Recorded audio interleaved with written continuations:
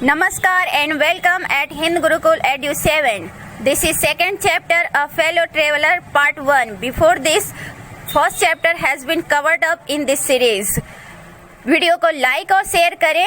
Do not forget to subscribe the channel and press the bell icon. धन्यवाद.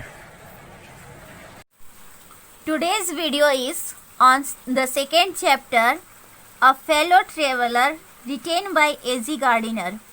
तो आज का जो वीडियो है, इस वीडियो में हम सेकेंड चैप्टर देखेंगे प्रोज में. And the topic and the name of this chapter is a fellow traveller. और इसको लिखा है A.G. गार्डिनर, जो कि इंग्लिश राइटर है और ये अपने एस्से के लिए काफ़ी फेमस है. इनका जो लाइफ था, जीवन काल था, वो 1865 से लेकर 1946 तक का था. तो थोड़ा सा इनके बारे में देख लेते हैं, ऑथर के बारे में, कि जो A.G. गार्डिनर हैं वो कौन थे, क्या थे. A.G. Gardiner, a distinguished journalist and an eminent essay writer, was born in 1865. यहाँ पे A.G. गार्डिनर के बर्थ के बारे में बताया गया है कि इनका बर्थ 1865 में होता है और ये काफ़ी फेमस जर्नलिस्ट होते हैं और साथ में एस्से राइटर भी. He worked and edited the Daily news for 17 years in London. 17 सालों तक इन्होंने एक डेली न्यूज़ था उसको एडिट किया और उस न्यूज़पेपर में काम करते रहे. The Daily News is the name of that newspaper. He wrote several volumes of essays under the pen name of Alpha of the Plough. इन्होंने बहुत सारे एस्से लिखे, एस्से के वॉल्यूम लिखे, कई सारे एस्से इन्होंने लिखे और जो नाम, जिस नाम से इन्होंने एस्से लिखा वो अल्फा ऑफ द प्लॉग था.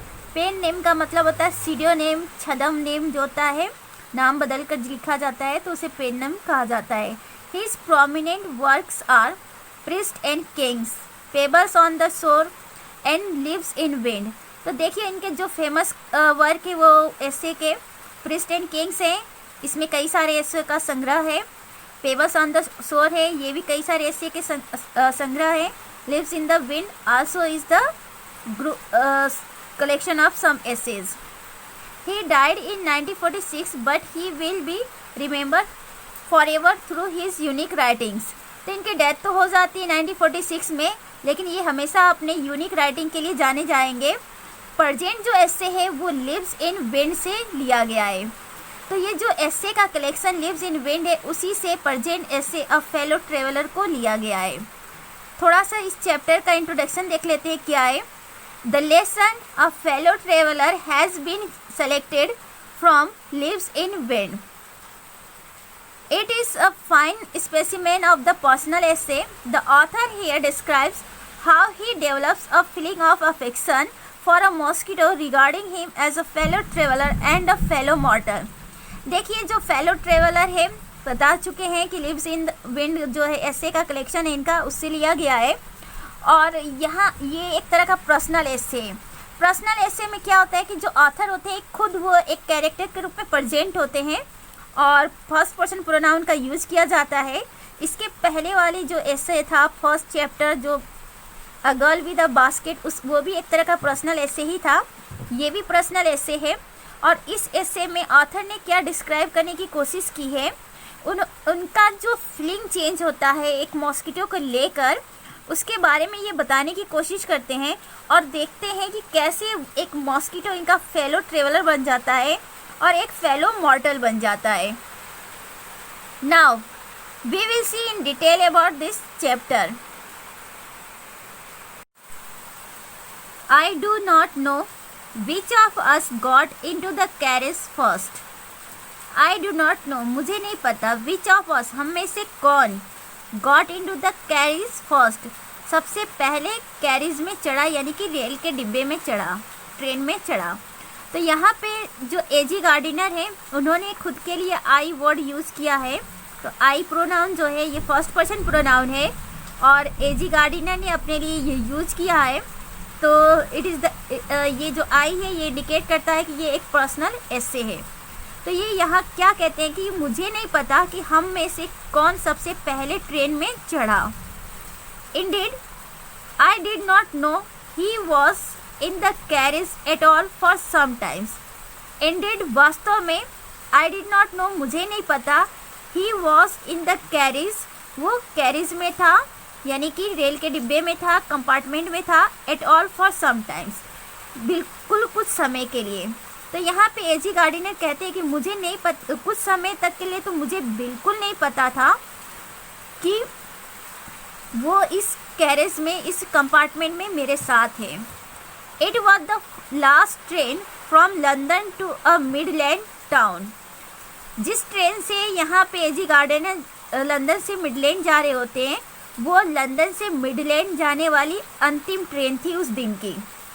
अ stopping train, an infinitely leisurely train, one of those trains which give you an understanding of eternity. यहाँ पे एजी गार्डिनर बताते हैं कि जो ट्रेन है वो स्टॉपिंग ट्रेन, मतलब हर जगह पे रुकती है।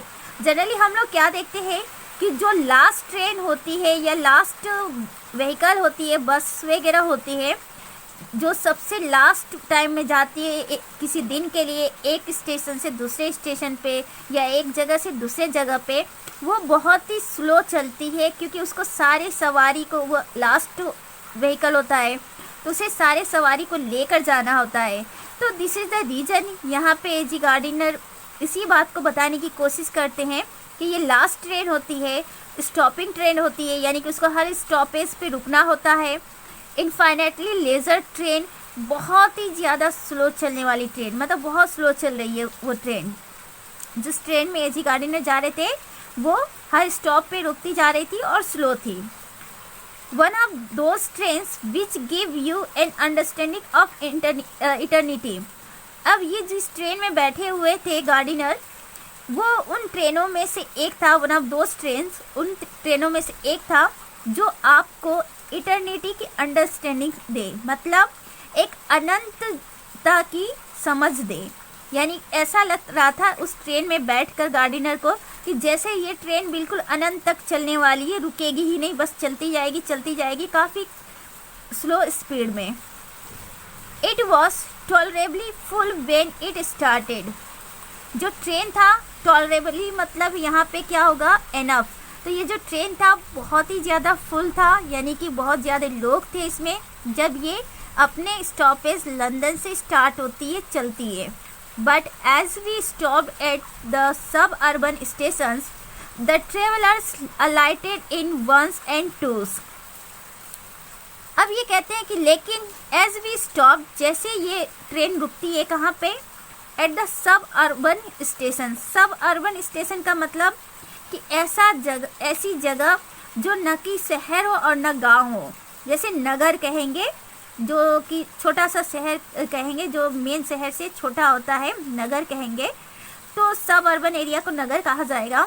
तो ये कहते हैं जैसे ये मेन लंदन से सब अर्बन स्टेशन की तरफ बढ़ते हैं, तो वैसे ही ट्रेन से जो यात्री होते हैं एक दो करके उतरते चले जाते हैं। And by the time we had left the outer ring of London behind. और जब तक सारे जो यात्री हैं एक दो करके उतरते चले जाते हैं, तब तक ये लंदन से काफ़ी दूर ट्रेन जा चुकी होती है। मतलब लंदन जो मेन शहर है लंदन से, उससे काफ़ी दूर जा चुकी होती है, आउटर लंदन में जा चुकी होती है। I was alone. धीरे धीरे क्या होता है, 1 2 करके सारे पैसेंजर जो हैं वो उतर जाते हैं और ये बिल्कुल अकेले हो जाते हैं। और rather I thought I was alone, या फिर इनको ऐसा लग रहा था कि ये बिल्कुल अकेले हैं उस ट्रेन में। ऐसा इनको फील हो रहा था कि ये ट्रेन में बिल्कुल अकेले थे। There is a pleasant sense of freedom about being alone in a carriage that is jolting noisily through the night. अब यहाँ पे जो एजी गार्डिनर है इस ऐसे में क्या बताने की कोशिश करते हैं कि एक इंसान जब बिल्कुल फ्री हो तो वो क्या कुछ कर सकता है और फ्रीडम कितना ज़रूरी होता है ह्यूमन बीइंग के लिए, उसको इस पैरा में बताने की इन्होंने कोशिश की है। तो ये कहते हैं there is a pleasant sense of freedom. जो फ्रीडम है, आज़ादी का एक प्लीजेंट आनंद जो सेंस था, वो बिल्कुल आनंद वाला सेंस नज़र आ रहा था। यानी इनको किस तरह का सेंस मिल रहा था, बिल्कुल प्लीजेंट सेंस आज़ादी का मिल रहा था। अबाउट बीइंग एलोन, क्यों? बिकॉज जो गार्डिनर थे वो बिल्कुल अकेले थे ट्रेन में, इसीलिए इनको ऐसा फील हो रहा था कि ये ट्रेन में अकेले हैं और ये बिल्कुल आज़ाद है। इनको बहुत प्लीजेंट फीलिंग आ रही थी। In a carriage that is jolting noisily through the night, जो कैरेज है ट्रेन का कंपार्टमेंट है, इसमें ये बिल्कुल अकेले थे। दैट इज़ जॉल्टिंग, और जो ट्रेन है वो जॉल्ट कर रहा था, हिलते हुए, नॉइजली, नॉइज़ करते हुए पूरी रात में, जो रात का टाइम है उस रात से गुजरती हुई चली जा रही थी। तो वी बेटर नो दैट कि जो ट्रेन है काफ़ी उसकी साउंड होती है और काफ़ी हिलते डुलते आगे बढ़ती चली जाती है। तो ये कहते हैं कि उस ट्रेन में बिल्कुल ये अकेले रहते हैं, उस कंपार्टमेंट में बिल्कुल अकेले रहते हैं और उस पूरी रात में नॉइज़ करते हुए, हिलते डुलते वो ट्रेन आगे बढ़ती चली जाती है। और अकेले होने की वजह से इनके अंदर जो सेंस क्रिएट होता है फ्रीडम का, वो उन्हें काफ़ी प्लीजेंट फीलिंग क्रिएट करता है इनके अंदर। It is liberty and unrestraint in a very agreeable form. Liberty means here आज़ादी, और अनरेस्ट्रेंट मतलब बिल्कुल अनसंयम, अनकंट्रोल वे में। तो इनको लगता है कि वो कंपार्टमेंट में बिल्कुल अकेले रहते हैं, ट्रेन के डिब्बे में बिल्कुल अकेले रहते हैं। तो उनको ऐसी आज़ादी की फीलिंग उनको रियलाइज़ होती है, वो ऐसी फीलिंग करते हैं आज़ाद होने का, जैसे लगता है कि दैट इज़ बिल्कुल अनकंट्रोल्ड हो, इन अ वेरी एग्रीएबल फॉर्म। तो इनको लगता है कि बिल्कुल अनुकूल रूप में देखा जाए तो ये क्या है, एक तरह से इनकी जो वहाँ पे प्रेजेंस है इनको ये रियलाइज़ करवा रहा है ये बिल्कुल आज़ाद है और अनकंट्रोल्ड है। मतलब वहाँ पे कोई भी पर्सन नहीं है इनको रोकने वाला, टोकने वाला, कंट्रोल करने वाला, बिल्कुल ये अनकंट्रोल्ड है। You can do anything you like. अब ये कहते हैं कि जब वो ट्रेन में डिब्बे में अकेले थे तो उस कंडीशन में वो जो चाहे वो कर सकते थे। तो वही वो बताने की कोशिश करें कि कोई भी पर्सन उस कंडीशन में जो चाहे कर सकता है, क्योंकि वहाँ पे कोई भी रोक टोक करने वाला नहीं होता है। You can talk to yourself as loud as you please. और साथ में कहते यू कैन टॉक, तुम बात कर सकते हो खुद से, as loud as you please, जितनी ऊंची आवाज़ में चाहो आप बात कर सकते हो खुद से। तो इनके कहने का मतलब था कि कोई वहाँ था नहीं कि अगर कोई वो अगर चिल्लाते हुए अपने आप से ऊंची आवाज़ में बात करते हैं तो कोई उनको रोकने वाला नहीं था, ये बात मत करो, शोर मत करो, डिस्टर्ब मत करो। तो वो बिल्कुल अकेले थे। So he was feeling full freedom there. तो अकेले होने की वजह से उनको एकदम फुल फ्रीडम वाली फीलिंग मिल रही थी। And no one will hear you, और साथ में वहाँ पे कोई आपको सुनने वाला भी नहीं होता है। तो वो कहते हैं कि ऐसी कंडीशन में वो थे कि जितनी ऊंची आवाज़ में हो सके वो बात कर सकते थे, क्योंकि वहाँ सुनने वाला कोई नहीं था। और जब कोई सुनने वाला नहीं होगा तो कोई डिस्टर्ब भी नहीं होगा। You can have that argument out with Jones and roll him triumphantly in the dust without fear of counter stroke. अब यहाँ पे ये कहते हैं कि you can talk to, sorry, you can have that argument.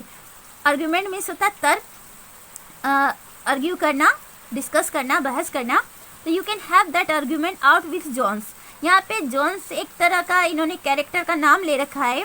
तो मे बी ये किसी जोन्स नाम के पर्सन को जानते हो, या it is a fancy name here in this essay.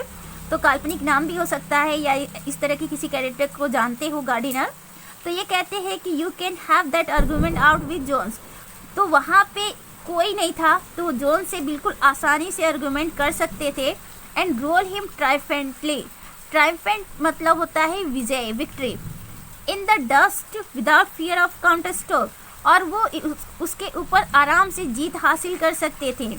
Without fear of counter stroke, बिना किसी डर का। काउंटर स्ट्रोक करना मतलब जिस काल्पनिक कैरेक्टर जोन की ये बात करते हैं उससे अगर वो वहाँ पे आर्गूमेंट करते हैं तो काउंटर स्ट्रोक का भी डर नहीं है, मतलब पलटवार का भी डर नहीं रहेगा। तो अगर कोई काल्पनिक कैरेक्टर होगा तो और उसके साथ ये आर्गूमेंट करते हैं तो वो कैरेक्टर तो इनको आएगा नहीं रिप्लाई करने के लिए। तो इसीलिए कहते हैं कि वहाँ पे वो बिल्कुल अकेले थे, फ्री थे, और वो जोन से आर्गूमेंट भी कर सकते थे, उसे हरा भी सकते थे, और जोन उनको आकर उनको हराएगा भी नहीं, उनके ऊपर पलटवार भी नहीं करने वाला। You can stand on your head and no one will see you. आप चाहो तो अपने सिर के तरफ भी खड़े हो सकते हो और आपको देखने वाला कोई होगा भी नहीं। तो जो मन, इनके कहने का मतलब है कि बिल्कुल अकेले हैं, फ्री हैं, जो मन चाहे वो कर सकते हैं, नो वन टू रोक, उनको चेक करने के लिए कोई भी नहीं। यू कैन सिंग और डांस और टू स्टेप और प्रैक्टिस ऑफ गोल्फ स्ट्रोक और play marbles on the floor without let और hind race.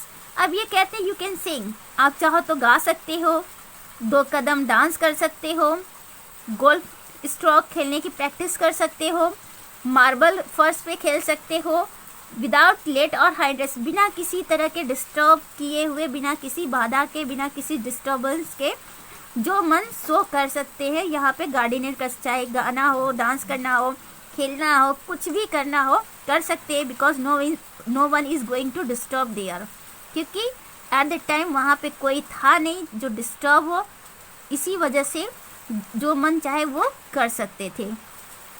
You can open the window और shut it without provoking a protest. साथ में वो ये भी बताते हैं कि जब मन चाहे तब विंडो ओपन कर सकते हैं, शट कर सकते हैं, बिना किसी ऑब्जेक्शन को प्रोवोक करते हुए, बिना किसी के ऑब्जेक्शन को उत्तेजित करते हुए।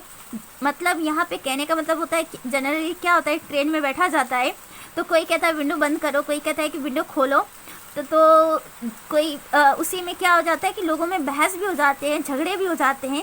तो वही यहाँ पे ये कहते हैं कि कोई ये तक नहीं कहने वाला था कि विंडो को बंद करो खोलो, बंद करो खोलो, तो कोई ये कहने वाला नहीं था कि मत करो, ऐसा वैसा मत करो, तो इस तरह का कोई भी रुक टोक नहीं था। You can open both Windows और शट बोथ। साथ में एजी गार्डनर ये कहते हैं कि चाहो तो दोनों ही विंडोज़ को ओपन कर सकते हो और चाहे दोनों को शट कर सकते हो, because no one was there to disturb. Indeed, you can go on opening them and shutting them as a sort of festival of freedom. Indeed, वास्तव में you can go, आप जा सकते हो, on opening them, उन्हें open करने के लिए, and shutting them, उन्हें बंद करने के लिए, as a sort of festival of freedom. और ये कहते हैं कि इस तरह से विंडो को ओपन करते हुए, बंद करते हुए, एक तरह का आप आज़ादी का फेस्टिवल जो है वो मना सकते हो। मतलब ऐसी आज़ादी का फेस्टिवल जहाँ पे आप जब मन चाहे तब विंडो को ओपन कर लो, खोल दो, कोई कुछ नहीं कहने वाला। You can have any corner you choose and try all of them in turn. साथ में ये कहते हैं कि you can have any corner, corner means कोना, तो वो आप जिस कोने में चाहो उस कोने में जाकर बैठ सकते हो, और साथ में try all one of them in turn, और 1 बाय 1 करके उन सभी को एक एक करके यूज़ भी कर सकते हो, ट्राई भी कर सकते हो। मतलब कभी उस कोने पे बैठ गए तो कभी उस कोने पे बैठ गए, तो कभी जहाँ मन वहाँ बैठ सकते हैं। You can lie at full length on the cushions and enjoy the luxury of breaking the regulations and possibly the heart of DORA herself। अब ये कहते हैं you can lie at full length on the cushions, cushions पे पूरा आप सो सकते हो, कोई कहने वाला नहीं होगा कि उठो उठो जगह नहीं है, बैठना है, दिस दैट कोई नहीं कहेगा। Enjoy the luxury of breaking the regulations, और जो रूल रेगुलेशंस है उसको तोड़ने का जो आनंद है वो भी उठा सकते हैं। यानी कि उस समय कोई रूल रेगुलेशन दिखाने वाला भी, बताने वाला भी या शो ऑफ करने वाला भी नहीं होगा, जो मन सो कर सकते हैं। एट द टाइम आज़ादी है, बिल्कुल कोई रूल रेगुलेशन नहीं है। And possibly the heart of DROA herself, और साथ में जो DRO है उसकी भी हार्ट को तोड़ सकते हैं, रूल को तोड़ सकते हैं, इसका मतलब DRO के हार्ट को तोड़ सकते हैं। तो it is a organisation related to defence of England. तो DRO जो है वो क्या है, एक तरह का ऑर्गेनाइजेशन है डिफेंस से related. Only DORA will not know that her heart is broken. और साथ में जब आप इस तरह के रूल रेगुलेशन को ब्रेक करते हुए DORA को, अगर उसके हार्ट को आप ब्रेक करते हो तो उसके हार्ट को आप ब्रेक भी करते हो तो भी उसको नहीं पता चलेगा, विल नॉट नो, जो DORA है विल नॉट नो, उसको नहीं पता चलेगा that her heart is broken, कि उसका हार्ट जो है वो टूट गया क्योंकि किसी ने उसका रूल जो है तोड़ दिया। तो ये उसको पता भी नहीं चलेगा क्योंकि वहाँ पे कोई था ही नहीं रूल रेगुलेशन बताने वाला। यहाँ पे DORA जो है एक ऑर्गेनाइजेशन है डिफेंस से रिलेटेड इंग्लैंड की, इसको यहाँ पे पर्सोनिफाइड किया गया, मानवीकृत किया गया है।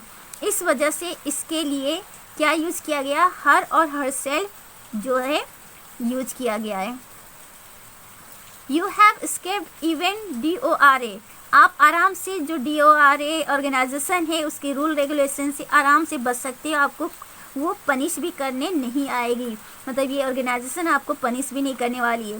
तो आप उस कंडीशन में बिल्कुल फ्री हो, अकेले हो पूरे कंपार्टमेंट में, पूरे रेल के डिब्बे में अकेले हो, कोई आपको रोक टोक करने वाला नहीं है, जहाँ मन वहाँ बैठो, जो